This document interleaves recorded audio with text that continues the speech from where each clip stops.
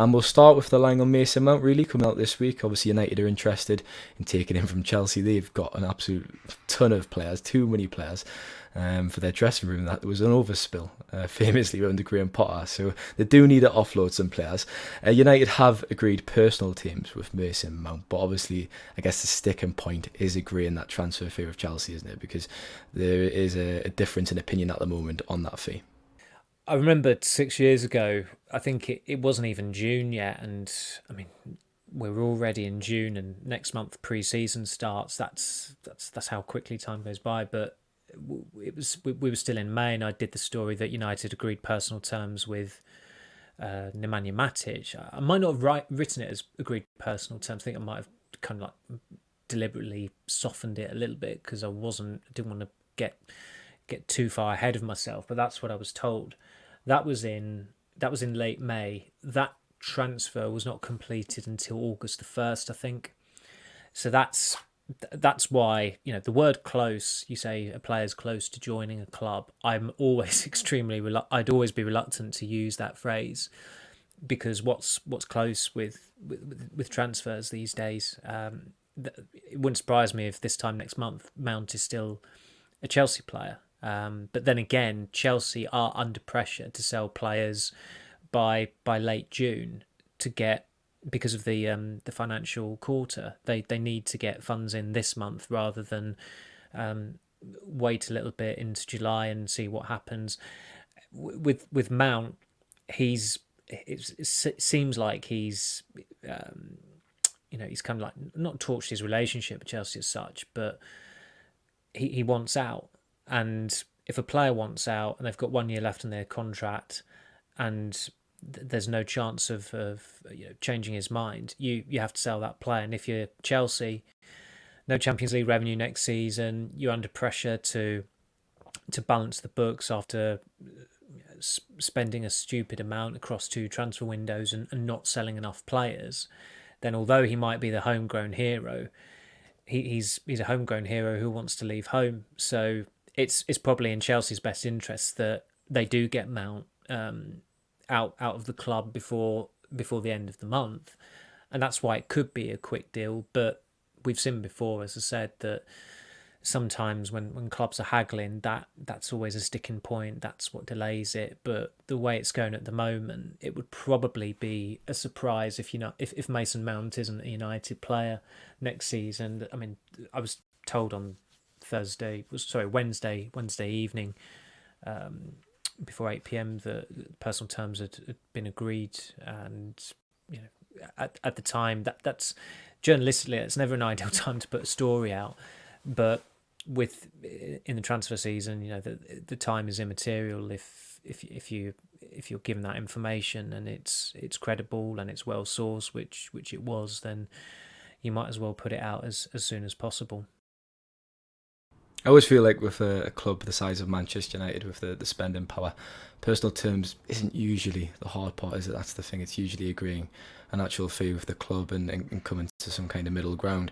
Are you personally surprised, Samuel, at their interest in Mount anyways? Because they had this policy a couple of summers ago, with Solskjaer, when they were splashing the cash on these kind of British players, this kind of the English policy. Obviously Dan James was Welsh, wasn't he? But they had Wan-Bissaka coming through the door and Harry Maguire, and let's just say that didn't really work out, did it, for the money they spent? I mean, it's going to take a hefty fee to prize Mount away, isn't it? It's probably talking north of 50 million. Is he worth that money? Because at his best, I probably would lean and say he would be. I thought he's fantastic for Chelsea and for England as well. Gareth Southgate relied on him so much in the Euros in the summer of 2021. But he has had a difficult season this year. But he's certainly not the only one, is he, at Stamford Bridge that applies to. He's not necessarily someone that I'd have identified as a prime pick, and also United need, and Ten Hag will have a plan for him, but they do need a central midfielder. Mount can play there, but when you talk about his position, you think of someone who plays higher up the pitch, which is where Fernandes plays, and I take Fernandes over Mount every day. But you look at Mount's career, every manager that he's played under has loved working with him, and you'd have imagined Pochettino would love working with him at Chelsea as well. He's a player who is extremely aligned with Pochettino's type of player. You saw the job that he did with young English players at Tottenham, Eric Dyer, Dele Alli, Harry Kane. They all improved, or they played their best football under Pochettino. And I suspect Chelsea would have hoped that that would have been enough to convince Mount, or one of the reasons to convince Mount to commit. But the problem that they've encountered is that they've given Reece James I think Reece James might even be one of the highest paid players at the club, or one of the best played, certainly one of the best paid players at the club. And Mount wasn't offered parity with him. And Reece James is a right back. Mason Mount is an attacking midfielder.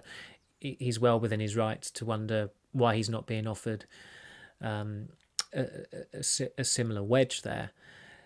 But you'd imagine with United, and you see it with Fred as well, where he'll play with Casemiro. Casemiro will hold the fort, and Fred is able to wander upfield, supplement the attack, get higher up, and get into goal scoring positions. And he's got a few goals as well this season.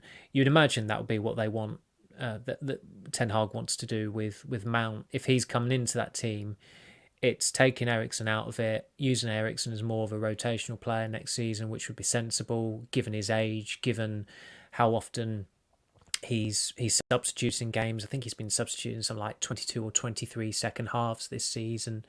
But United have still maximised his talent. He's had a really good season, Eriksen.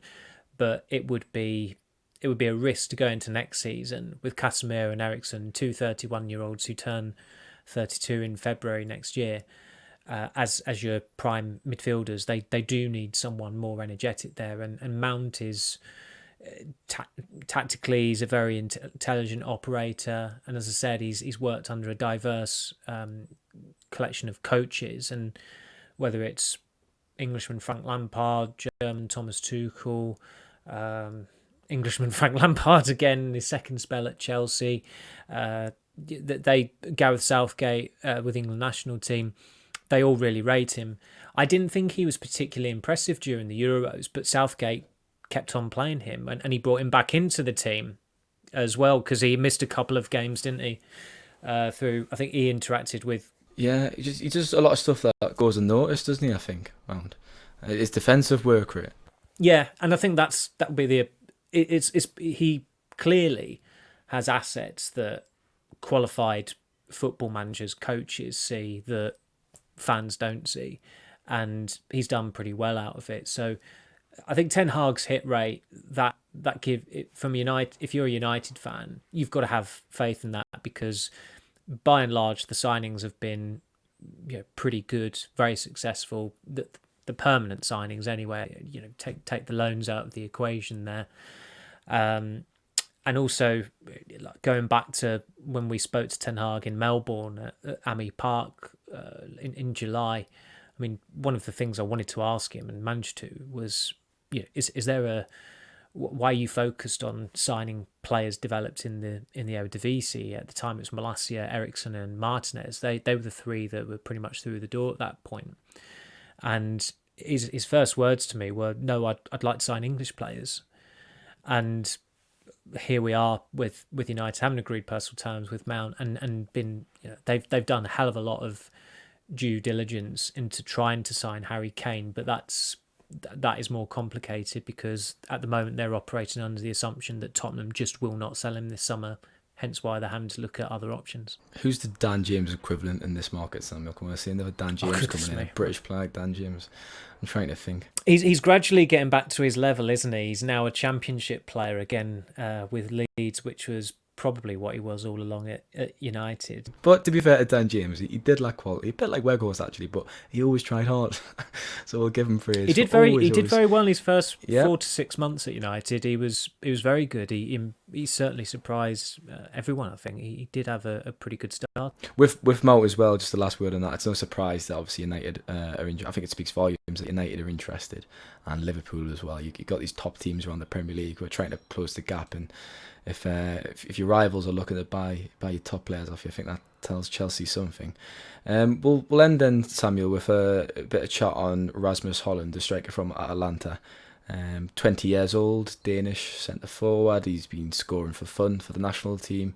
The last few international breaks, he's got 15 goals in 41 games over in Italy. And Ten Hag's had a few video calls with him, hasn't he? Is that correct? Yes, I did write that. It would be quite the shock if I said now that I made it up. But no, Ten Hag has spoken to him, and I don't think it's been confirmed yet, but it should happen. It looks like Hojlund is going to be signed up by the SEG agency that also represent Ten Hag, which some people might say that's convenient, but also Hojlund is he's pretty hot on the market. It seems he's had quite the rise. He was still playing for Sturm Graz this time last year, and there's an interesting correlation there going off what United were trying to do last summer, where they were looking. Well, they certainly, in fact, John Murta met with the agent of Benjamin Sesko, who is another young striker. I think he's the same age as Hojlund,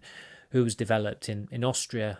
I don't think that's entirely a coincidence. It seems like there were certain territories where there are certain strikers, even though they're very different nationalities and they're not necessarily Austrian, that they're catching the eye playing there. And certainly in the case of Hojlund, going to Atalanta is quite the ringing endorsement, in that Atalanta have got a very good reputation of developing very good young players.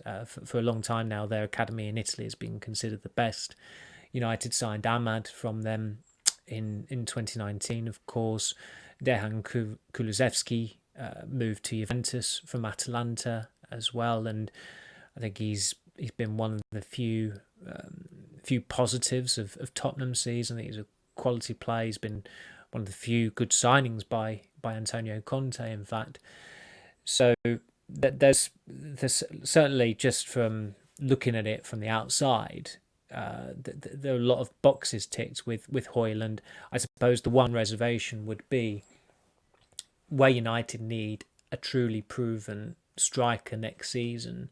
Should it be a 20-year-old who has spent one season in Italy and has scored a relatively modest amount? I think that's the con. But United are also looking at Moani at Eintracht Frankfurt, who, I mean, he's scored more goals this season, France international. He's been playing in one of the top 5 leagues. Just feels inevitable. Bayern Munich will... Yeah, I mean, Bayern Munich need a striker. Bayern Munich sign the best players from the other German clubs more often than not. So sometimes it depends on the player. I always thought with Robert Lewandowski, it was almost, you felt disappointed in him that, having done so well at Dortmund and won the title at Dortmund and got to Champions League final, won the German Cup with Dortmund, that he wanted to stay in Germany. I mean, he really should have played in the Premier League, and he got I mean, Bayern Munich's a big move, but he eventually did move to a big club outside Germany in Barcelona last year. But he was absolutely tailor-made for the Premier League, and he should have moved to the Premier League. And sometimes, well, not sometimes, but you look at Moani, and if you're his advisor, if there's ample Premier League interest, you'd think, well, go to the Premier League. That's where where to make your name. Anyone can go to Bayern Munich and win the Bundesliga there. It's as great a club as they are, and they clearly have a pull still, because they still sign exceptional players, and they're trying to get Declan Rice now as well, by the looks of things. But it's logical for United to be looking at Moani as well.